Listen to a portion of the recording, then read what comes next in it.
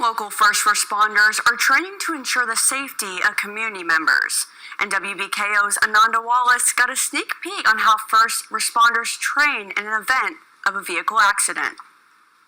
As hypercars and electric vehicles gain popularity, their advanced technology could pose danger and actually complicate the rescue efforts from first responders in the event of an accident, which is why modern training is key.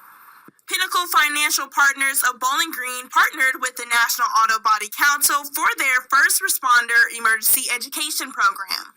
This program gives first responders hands-on training on how to safely remove victims out of a vehicle that has just crashed. You don't want somebody on the side of the road in the middle of the night when you're trapped in a car Googling how to cut into your vehicle.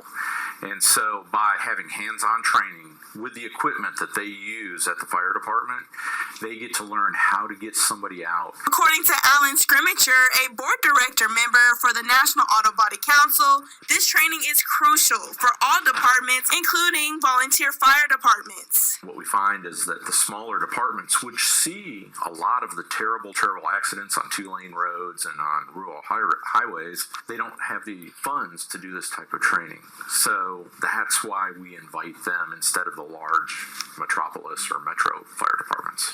The program started in a classroom setting, with an instructor informing them of different tools and methods that are used in an accident. Then later on, volunteer firefighters were able to cut into different late model vehicles that were donated through the NABC program. A lot of times there's a misconception that firefighters just do firefighting, right? But we don't. We have multifaceted things that we have to do, whether it's medical calls, fires, or in this case, vehicle extrications. The National Auto Body Council wants to continue this training as often as possible. Reporting in Bowling Green, Ananda Wallace, WBKO News.